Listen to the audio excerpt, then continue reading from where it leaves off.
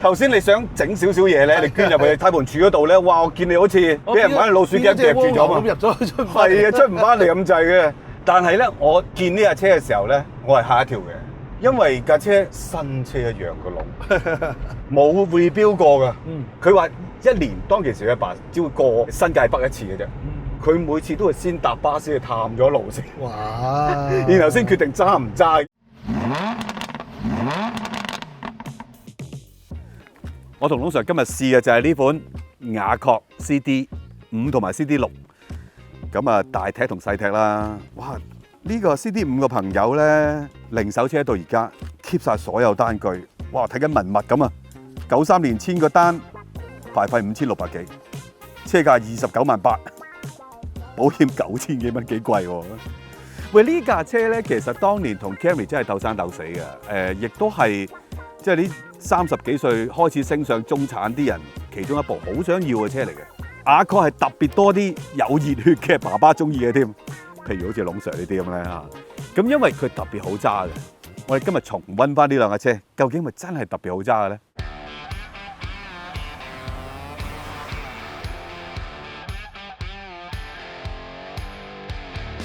喂，一文，今日又嚟一架我嘅年代車喎，都係我嘅年代，但係你接近啲嘅。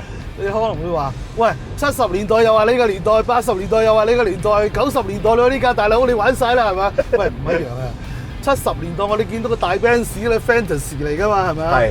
80年代喂，我哋見到嗰啲323啊 Corolla 啊 Sunny 啊，喂嗰啲我哋真係有份揸嘅。係啊。而呢架90年代咧，喂，咁我哋30零歲啦嘛嗰時，即係從前。傻頭小子啊，現已大個更深近視就開始咧，中產啊買呢支車就係我 target。雖然我冇買到，但係我身邊嘅同齊咧，即係其中我有個死黨老友同學咧，就買咗架 exactly 一模一樣。我諗我一個年代，Accord 啦、Camry 啦、Gallon 都有啲人買嘅，係啦 ，Safiro 都有嘅，即係呢四大天王。626就唔好講626少啲嘅，其實我感覺。成個香港中產化真係好。係啊。但係 Camry 同 Accord 係鬥得最誇張嘅，以我記得係 Camry 賣嘢。係。喂，但係實際上呢一代嘅 Accord CD 個輪軸佢係長過 Camry 嘅。係啊係啊。但係個籠咧腳位的而且確係長啲嘅。但係個闊度就好似 Camry 真係闊啲，同埋坐落去係 accessible 啲咯，即係大家都覺得幾舒服啊。其實呢個 Accord 就唔係唔舒服嘅，不過就係揸車過開心啲咯。係嘛？Honda不嬲都係睇美國市場係睇得重過日本嘅，所以你見到個 Civic 成功咗之後咧，第二代、第三代咁啊，係咁泵到有咁大得咁大。你諗下去到 EF 2.5續佢嘅時候，人哋嗰啲對手都仲係2.3米啊、2.4米。喂，咁佢2米半都唔夠，去到 EG 2.6米幾，死未？啊！咁嗱，呢一架 CD 嘅 Accord 咧，其實同 EG 係非常似樣嘅，孖生兄弟咁樣嘅真係。你講過啊，頭先你睇個尾窗就知道，認到佢兩兄弟嚟㗎啦。係啊，佢尾窗咧係冇尾三角嘅，即係話咧，你唔可以期望呢個窗開得幾多啦啊！即係開到一半到嘅啫。本田佢起家咧係一架實用車嚟㗎嘛，只要有4道門嘅話咧，應該係4個玻璃都開得到嘅。咁多代以嚟都係咁啊，只係去到 EG 咧，突然之間可能轉咗個設計師咧，就整啲咁新穎咁靚仔嘅設計出嚟。咁而 EG 冇幾耐，應該係2-3年之後咧，就到呢個 CD 啦。佢一脈相承，做兩個一樣嘢，而且個 wheelbase 都係啦，泵到好大啦。呢個都係取悅啲美國市場。只不過咁喎，佢去到呢度咧，就喺一個十字路口嗰度。咁你越整越大㗎，咁你亞洲市場咧就可能覺得好快㗎，係嘛？啊，咁所以佢喺呢一架之後咧就分家啦。所以喺佢個發展歷史上高咧係一定要移民嘅呢個車。係啊，佢嘅下一代三角窗又出現翻啦。個尾窗可以落晒啦，咁先。同埋歐洲版就細部嘅，美洲版就大部嘅。香港賣嘅其實係美洲版嚟嘅，又係大部嘅，就已經係另外一件事啦。呢一部咧可以話係保存到Civic叫大個仔嗰種嘅形態嘅，包括底盤都係4輪雙圓骨，講到明我係貨分㗎啦。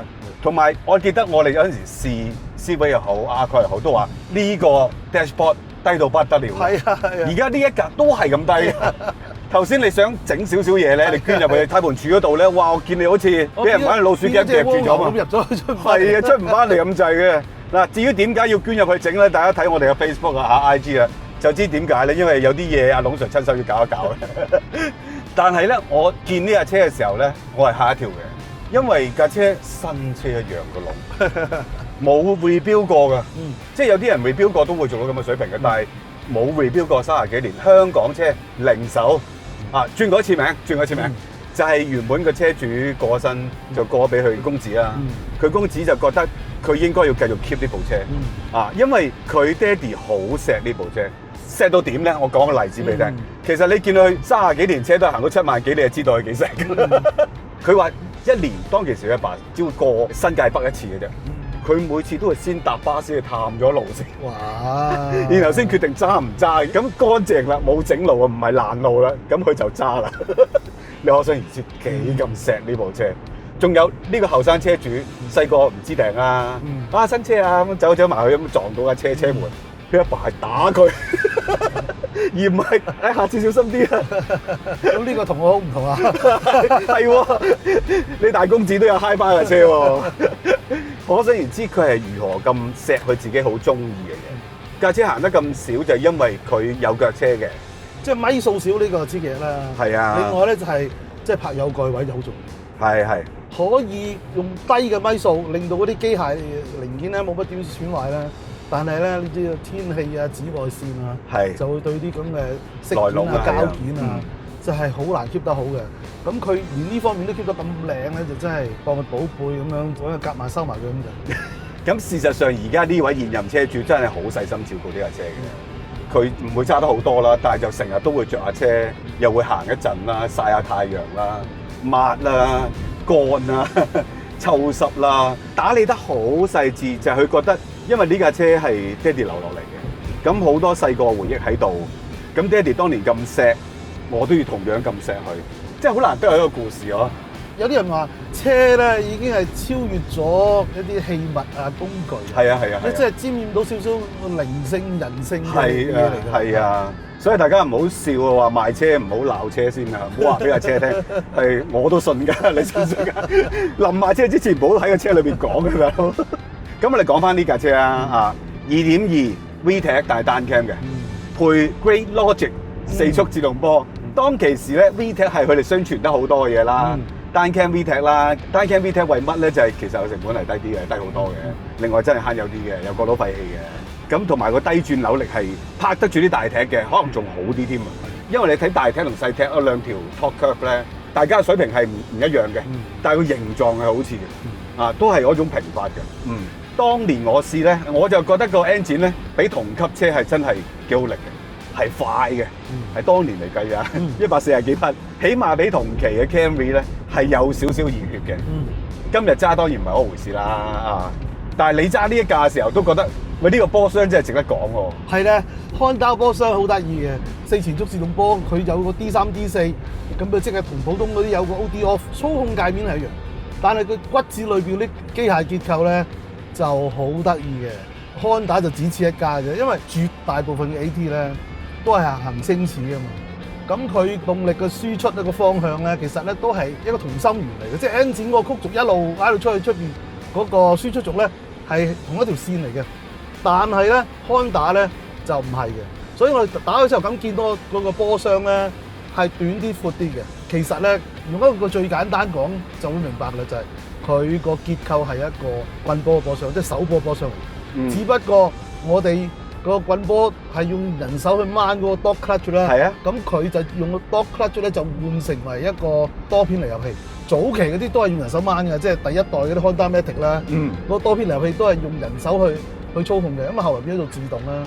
咁嗱，你諗下 Honda 佢由第一代嗰啲 Honda Matic 佢已經做到，我唔需要你用行星齒噶啦，再加埋。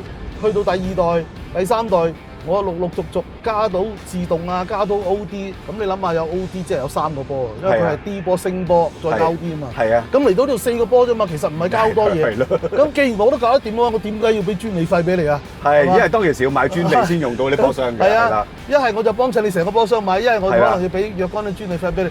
咁啊，Honda我覺得我自己做到啊。咁所以咧，Honda就一路堅持用自己嘅方法去做自動波嘅。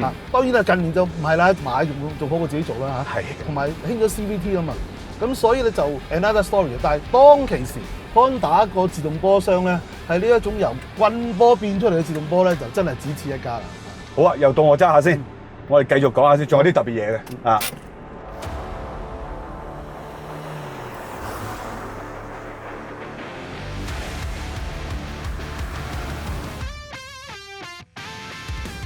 其實你頭先咁講咧，又提起咗我一啲回憶。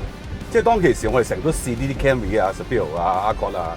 我當年係當然唔知道呢個結構啦，亦都冇人講啦啊，因為當其時嘅資訊係好少嘅啫嘛。廠方亦都冇刻意去講個波箱係點樣啦，即係話誒識睇好多 loading 啊，諸如此類，嗶哩吧啦。總之佢就參考嘅條件係多過以前嗰啲好單純嘅自動波波箱。但係你咁樣講完之後，我又真係醒起，喂 Camry 啊、Seville 啲波箱嘅自動波。轉波真係唔會咁明顯嘅嗰個動作，係得佢咁明顯嘅啫喎。即係有時候個轉速嘅起跌同個波額跳一級降一級個動作，佢係特別多嘅，特別容易感受到嘅。係啊，有時你譬如你重力 kick down 啊，或者啲好尷尬唔快唔慢嘅位裏邊，你又 kick down 佢咁樣。係啊，就好似棍波咁樣，佢要先將原本嗰個 off 咗，跟住另外嗰邊 engage。所以有時你會要等一等啊，喺等嘅過程裏邊，因為個 engine 嘅速度可能已經快咗或者慢咗咧。咁個接合嘅時候就會令到你挫一挫啊咁樣，但係絕大多數嘅情況咧，你唔係喺個咁尷尬情況之下俾心友咧，呢個情況係唔會出現嘅。你都覺得好暢順嘅。喂，但係頭先我哋 kick down 嗰時見到一樣嘢就係，咦，其實雖然佢講到咩 Great Logic 咁多嘢啊，其實都幾機械喎。係啊，好得意啊！你見到佢哋油門嗰個 wire 去到嗰個 throttle 嗰度咧，咦，點解仲未完嘅？係咯，繼續向前條線一路伸咗落去波箱嗰度啊。係咯。都係咁樣嘅，即係早期嘅電子控制咧，佢都可能係來於嗰啲傳感器啊，或者係嗰啲電腦計算嘅速度咧，未必可以迎合到司機嘅。有時司機心急啊，我想快一腳踩落去 kick down 好啦咁所以咧佢有一個機械嘅方式去俾你咧，去 override 咗嗰啲電子設計嘅。咁所以你見到嗰度有條wire一落到波箱，應該就係你一踩到盡嘅話咧，佢唔理你咁多啦，其他都唔考慮，同你 kick down 咗先啦咁。我當年就冇喺大帽山試呢架車，今日再試呢部車，講緊成30年前嘅事啦。佢個低重心真係好離譜，雙搖臂係冇得頂嘅。係啊，雙搖臂真係冇得頂。即係當然佢都係一個舒服嘅車嚟嘅，佢唔係嗰啲 Civic 嗰啲梯包啊，唔係嗰樣嘢嚟嘅。就算我哋之後再講嗰部 SIR，都唔係梯包嗰種嘢嚟嘅。咁但係我而家諗起同年代嘅 Camry 啊、Gallon 啊，我呢部個 body roll 嘅控制、低重心嘅感覺。喺一啲彎，就算你留住唔俾逼嘅 carry 嘅 speed 就咁扭入去，佢都係好穩嘅，即係唔係嗰種喪心病狂熱血嗰種劈彎嘅方法。你好舒服咁揸，但係我快少少啫。係啊，其實打之後咁睇到啦。佢個設計真係唔係好熱血嘅，你唔使講第二樣，你睇個電池放喺電池唔知啊。Civic 點會放到咁前嘅？架架放喺後邊噶嘛，所以佢明顯地就係一個想舒服啲啦、空間大啲啦嘅一架房車嘅 approach。但係咧，佢又畢竟咧就係一架 Honda 嚟嘅嘛，係啊，而且嗰陣時未曾分市場啊嘛，係咁所以咧佢就要兩邊嘅客人咧都要照顧下所以就有咁嘅設計。雖然佢嘅重心唔係話攞到盡晒啦但係咧佢始終就係雙搖臂，雙搖臂咧啲彎又靚啦，個 dashboard 又低啦，重心又低，軚盤又低啦，睇嘢又開揚啦。呢啲咁樣嘅，我哋喺 EGEF 裏邊嘅經驗咧，完全係如出一轍嘅。同期嘅對手咧，全部頭轆都已經用緊麥巴臣嘅，邊有人用雙圓骨㗎？前面後邊用雙圓骨都少啊！幾好力嘅，就係呢啲反應。即係當然，而家呢種力量套入而家，梗係另外一件事啦。但係30幾年前咧，呢種咁嘅加速力就已經叫熱血㗎啦，大佬啊！仲要係載得一家人出得嚟見得世面，副校長又揸得，校長又揸另外一部，你唔好揸咁貴嘅。一啲稍為真係中產嘅人揸呢架車又唔老土，又有型，因為當其時嘅設計幾有型嘅。佢又扁頭就趌尾。你如果你留意翻雅閣嘅樣咧，佢由第一代開始咧，第一代咧佢就非常之似Civic嘅。係。去到第二代開始咧，哇脫胎換骨咁樣四四方方好中產咁嘅樣啊！你見到個2、3、4代咧，其實都好似嘅，好容易會撈亂啊！即係你就咁問我，我都會講錯嘅，即係好似嘅。但係唯獨是嚟到呢架第5代咧，佢個樣咧就非常之唔同啊！車頭尖啊，又冇尾三角窗啊，成個樣咧硬拉咗啦，係啊，係啊，咁咗啦嚇，係啊，我覺得有種鷹嘅感覺啊 ，ego 嘅感覺啊，即係好得意嘅。你回想翻同期嘅同級車，都係老老實實啊，四四方方啊，稍為有啲型格嘅可能係 Seville 咯但係佢呢一屆真係擠喺度，你都覺得，咦，跑得下咁喎。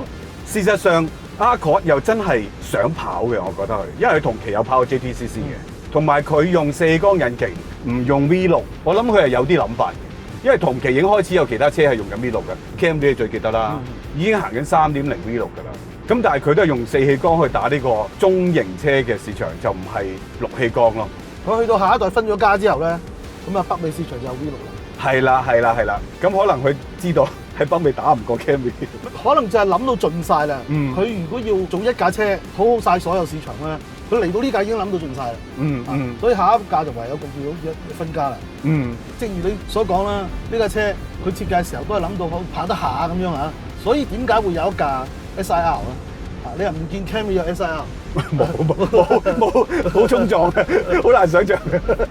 嗱，呢個 SIR 咧都係2.2啦，但係 engine 係完全唔同噶啦。你睇個盤頭已經爭好遠啦。Twin Cam 個盤頭嘅闊度好鬼闊，呢個好窄㗎啦，其實。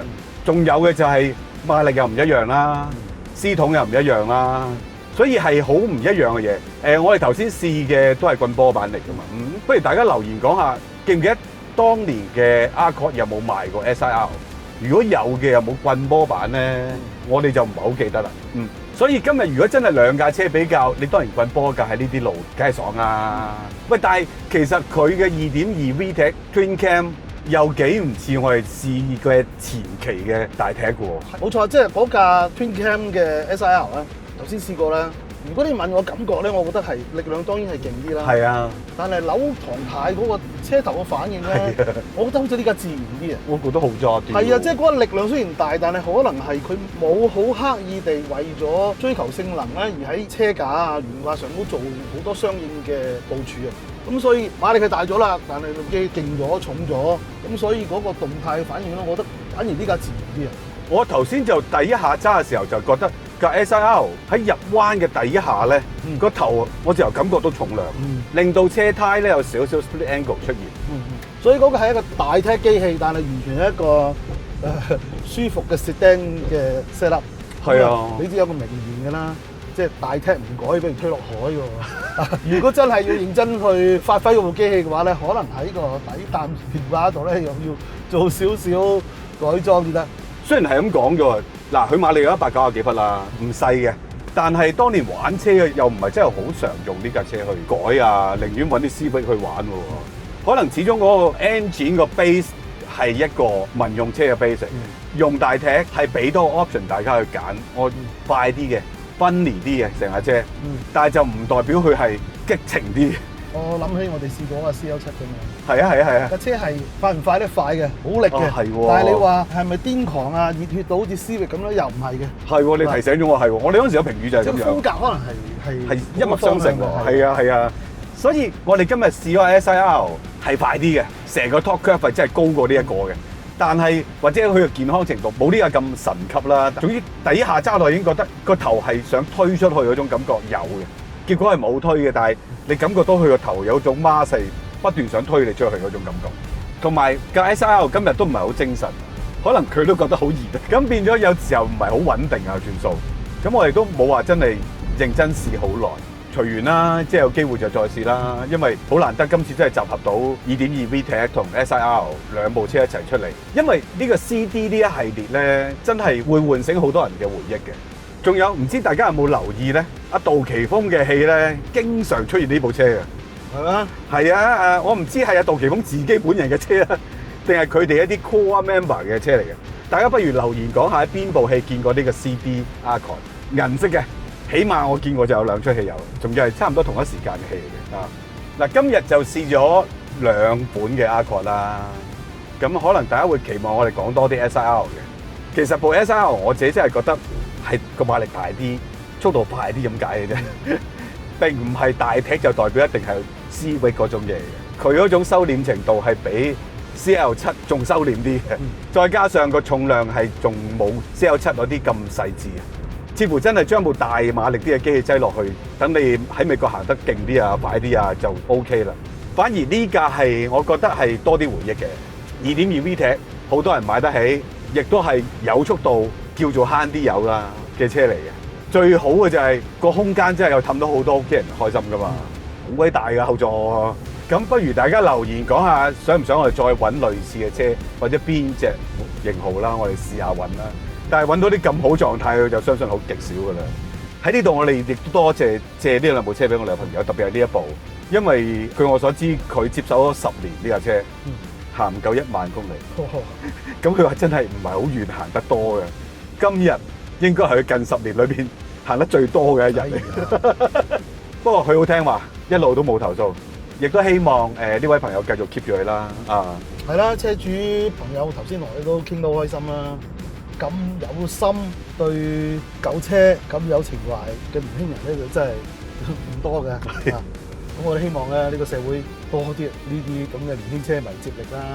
咁我哋成個汽車文化先可以繼續延續落去㗎嘛。係啊，其實佢係真係 build up 緊香港汽車文化嘅一個 block 仔嘅。唔好消失啦呢啲。OK。哇，好沉重啊！又講呢啲啦，我哋好啦。如果中意我哋嘅影片啊，記得訂閱我哋嘅頻道啦，仲有 comment like and share。我哋有 Facebook、IG 亦都希望大家支持嘅，仲有我哋嘅會員啦，嗬。可以啦，多啲加入啦。好啦，OK，拜拜。